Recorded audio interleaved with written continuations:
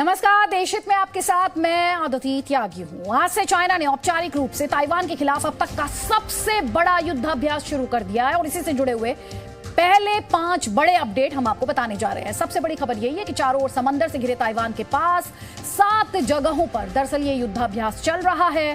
कल तक Chinese media की तरफ से जानकारी दी गई थी कि 6 जगहों पर युद्धाभ्यास होगा, लेकिन 7 जगहों पर यह युद्धाभ्यास हो रहा है। ताइवान से सिर्फ 20 किलोमीटर दूर चाइना की सेना ड्रिल कर रही है, पीएलए ड्रिल कर रही है। अब समझने वाली बात यह कि इससे पहले कभी भी ताइवान के इतने नजदीक चाइना ने ड्रिल नहीं की है। ड्रिल में चाइना के 100 से ज्यादा लड़ाकू विमान शामिल हैं। इसके अलावा कई खतरनाक मिसाइलें भी लॉन्च की गई।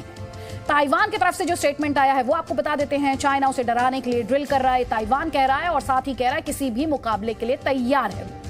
और चाइना ने यूरोपियन यूनियन से यह कहा है कि वो अमेरिका के बहकावे में ना आए और वन चाइना पॉलिसी का समर्थन करे। ये चाइना का स्टेटमेंट ईयू के लिए। अब जल्दी से आपको चाइना के युद्धाभ्यास की कुछ तस्वीरें, ट्रेलर आप इसे कह सकते हैं, दिखाते हैं।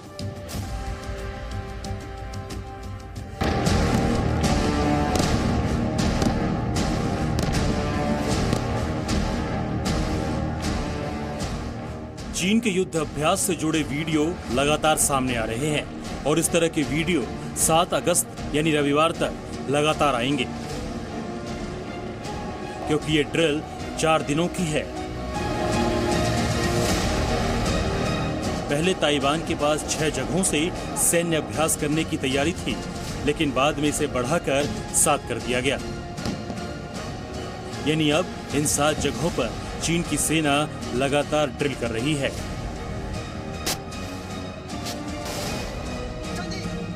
अब आप चीन के खतरनाक इरादों को इस ग्राफिक्स के जरिए समझिए। ये ताइवान का इलाका है, इसके चारों ओर समंदर है और इन 7 जगहों पर चीन युद्धाभ्यास कर रहा है। अब लाल रंग के नंबर पर गौर कीजिए। यहाँ 1 से 9 तक के जो लाल नंबर हैं, यहाँ ताइवान के करीब 9 अहम एयरबेस और एयरपोर्ट हैं। इनमें से नंबर 1 जो आप देख रहे हैं, ये ताइपे एयरपोर्ट है, जहाँ नैन्सी पेलोसी का विमान लैंड हुआ था। अब आप समझ सकते हैं कि चीन ताइपे एयरपोर्ट के कितने करीब में ड्रिल कर रहा है। और पीले रंग में 1 से 8 तक जो नंबर दिख रहे हैं, यहाँ ताइवान के अहम नेवल बेस और पोर्ट हैं और इसके बेहद नजदीक चीन वॉर एक्सरसाइज कर रहा है।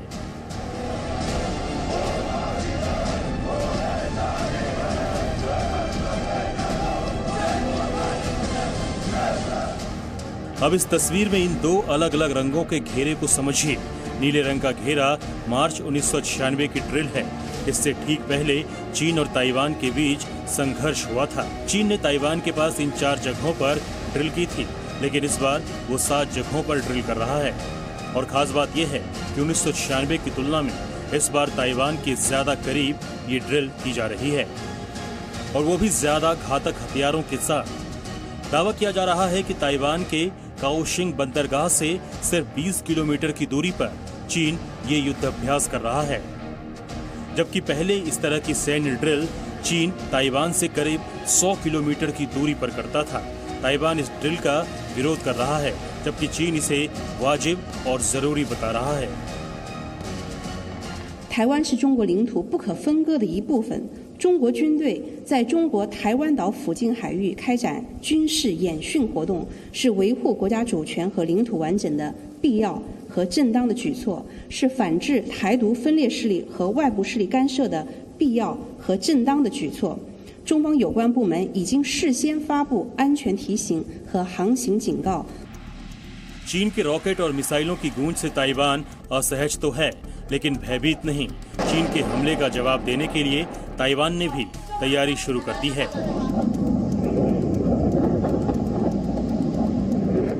ताइवान की सरकार ने कहा है कि वो अपने देश की रक्षा किसी भी कीमत पर करेगी। 我国政府我们会更坚定的来捍卫我国的国家主权以及领土的完整。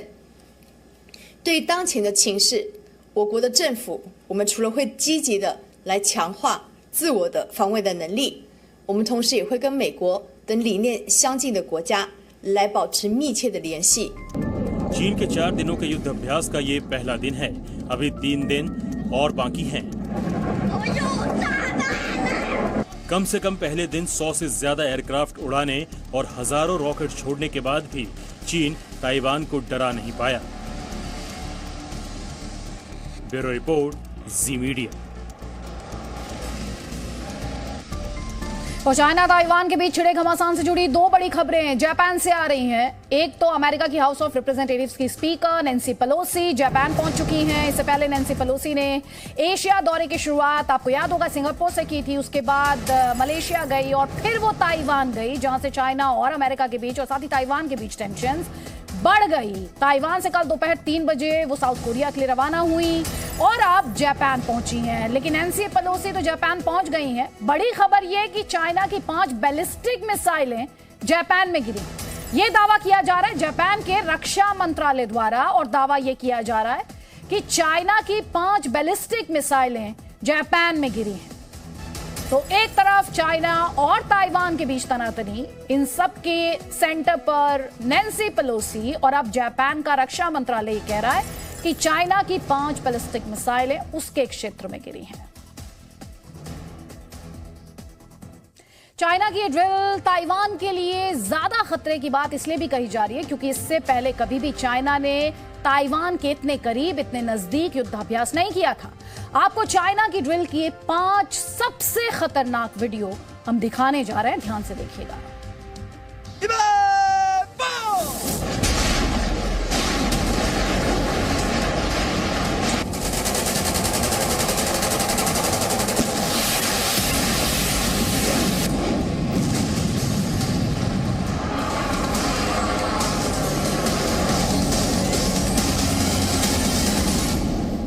101目标敌视会所，预备爆！ फायर और उसके बाद रॉकेट बरसने लगते हैं।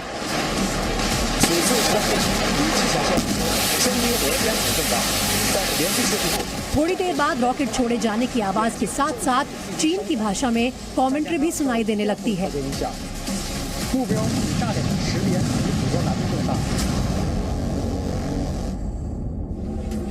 चीन के टैंक किस तरह ताइवान की तरफ आग उगल रहे हैं।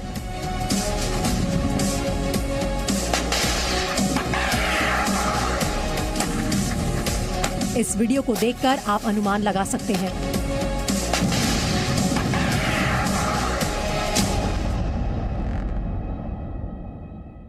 ताइवान के चारों ओर चल रही चीन की ड्रिल के दौरान DF-17 हाइपरसोनिक मिसाइल समेत कई खतरनाक मिसाइलें छोड़ी गई। ड्रिल के बहाने चीन अपनी तमाम मिसाइलों की ताकत को परख रहा है, जिसका इस्तेमाल वो युद्ध की स्थिति में कर सकता है।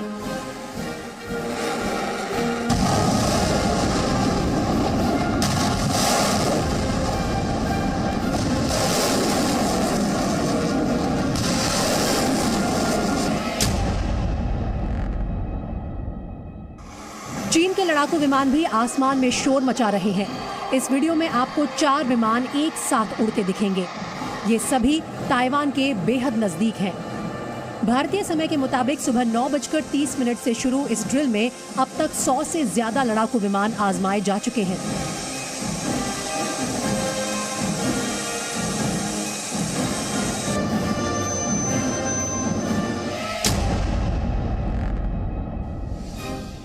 चीन के सैनिकों में जोश भरने के लिए सिर्फ गोला बारूद ही नहीं, गीत संगीत की मदद भी ली जा रही है। ये वीडियो चीन की सेना के सदर्न थिएटर कमांड ने जारी किया है। इस वीडियो का टाइटल है फाइट फॉर द मदरलैंड, यानी मातृभूमि के लिए लड़ाई। वीडियो में चीन की सेना का महिमा मंडन किया गया है।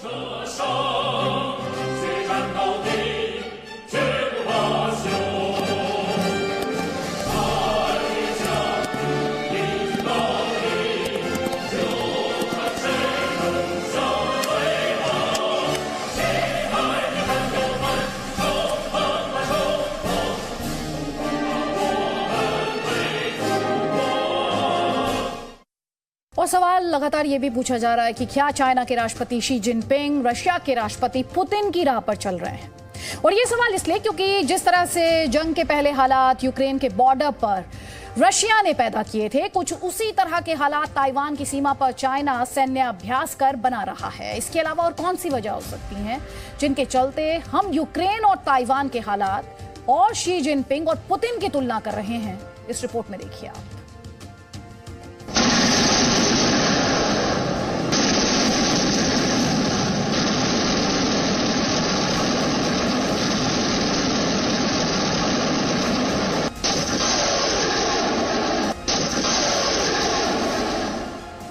俄罗斯入侵乌克兰，使台海安全成为全世界关注的另外一个焦点。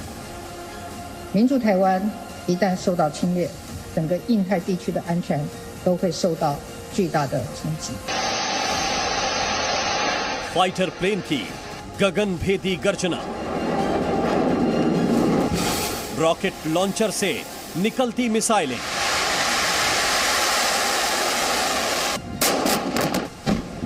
गरजते टैंक,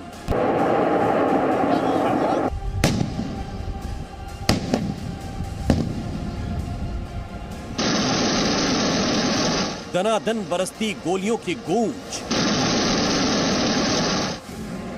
ये चीन का युद्धाभ्यास है। इस युद्धाभ्यास से दुनिया सहमी है और उसे एक और यूक्रेन संकट का खतरा डरा रहा है। इस डर की वजह ये तस्वीरें ही हैं, क्योंकि ऐसी ही तस्वीरें यूक्रेन युद्ध से पहले देखने को मिली थी।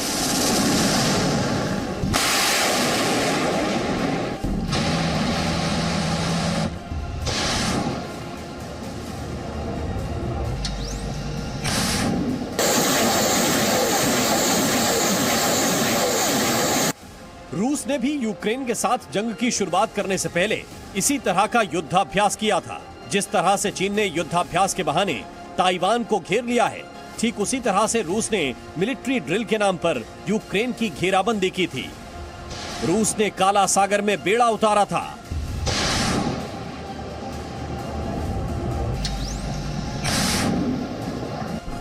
तो चीन भी समंदर में मिलिट्री ड्रिल कर रहा है।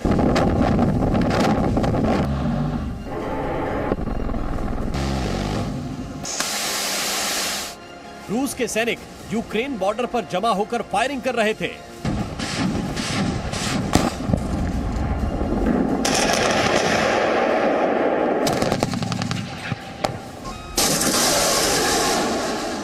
तो चीन ताइवानी तट से सिर्फ 16 किलोमीटर दूर युद्धाभ्यास कर रहा है।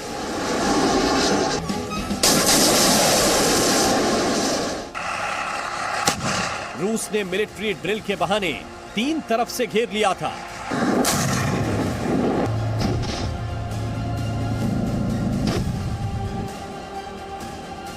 तो चीन ने 7 तरफ से ताइवान की घेराबंदी की है।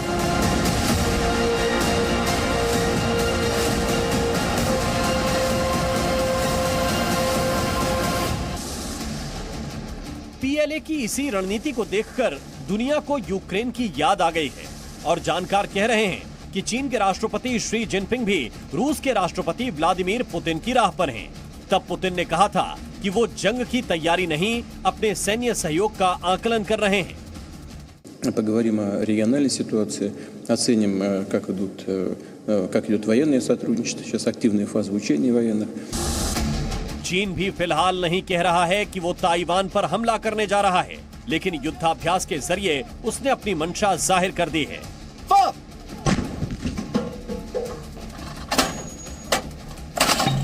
8月4号13时许，中国人民解放军东部战区陆军部队在台湾海峡实施了远程火力实弹射击训练，对台湾海峡东部特定区域进行了精确打击，取得了预期效果。 यूक्रेन की रूस के साथ जंग की वजह बनी थी नाटो की सदस्यता की जिद। रूस यूक्रेन के राष्ट्रपति व्लादिमीर ज़ेलेंस्की को इसके लिए मना करते रहे, लेकिन वो नहीं माने। अब ताइवान की जिद देखिए। चीन लाख मना करता रहा कि नैन्सी पेलोसी ताइवान का दौरा ना करें, लेकिन न ताइवान माना और न ही अमेरिका। चीन को चिढ़ाने के लिए ताइवान अमेरिका के साथ नजदीकियां बढ़ा रहा है। 面对持续且刻意升高的军事威胁，台湾不会退缩。 ज़ेलेंस्की की जिद की वजह से पुतिन ने यूक्रेन पर हमले का कदम उठाया, तो अब ताइवान की जिद की वजह से जिनपिंग बौखलाए हुए हैं।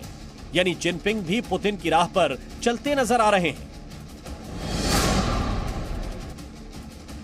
रूस के साथ विवाद में अमेरिका और नाटो यूक्रेन के साथ खड़ा दिखा। तब अमेरिका ने कहा था कि वो हर तरह से यूक्रेन की मदद करेंगे। President Biden has been clear that we are not going to get into a war with Russia, but we are going to tremendous lengths with allies and partners to provide Ukrainians with the means to effectively defend themselves. हालांकि ये अलग बात है कि America रूस को हमले से नहीं रोक पाया, और अब जबकि चीन और ताइवान में टेंशन चल रही है तो भी अमेरिका कह रहा है कि उसने 43 साल पहले ताइवान के साथ खड़े रहने का जो वादा किया था वो उस पर आज भी अडिग है। America's determination to preserve democracy here in Taiwan and around the world remains ironclad. हम क्यों जिनपिंग और पुतिन की रणनीति की तुलना कर रहे हैं? इसके पीछे कई वजह हैं। व्लादिमीर पुतिन ने यूक्रेन से क्रीमिया छीन लिया था। वर्ष 2014 में दोनों देशों के बीच क्रीमिया को लेकर विवाद हुआ था। उसके बाद रूस ने मार्च 2014 में यूक्रेन के क्रीमिया पर कब्जा कर लिया था। वर्ष 1995 में ताइवान के राष्ट्रपति ने अमेरिका का दौरा किया था। दौरे से नाराज चीन ने ताइवान की सीमाओं के पास मिसाइल दाग दी थी। तब भी पीएलए ने युद्धाभ्यास किया था। यानी पुतिन और जिनपिंग की सोच कई मायनों में मिलती दिख रही है। यही वजह है कि ताइवान विवाद में पुतिन जिनपिंग के साथ दिख रहे हैं, और रूस के चीन को समर्थन देने के पीछे एक और वजह है। दोनों देशों का एक ही दुश्मन है और वो है अमेरिका। पुतिन का युद्धाभ्यास तो युद्ध में तब्दील हो गया जो अब तक चल रहा है। तो क्या पुतिन की राह पर चलते हुए जिनपिंग भी युद्धाभ्यास के बाद ताइवान के साथ जंग के मैदान में कूद पड़ेंगे? ब्यूरो रिपोर्ट, जी मीडिया।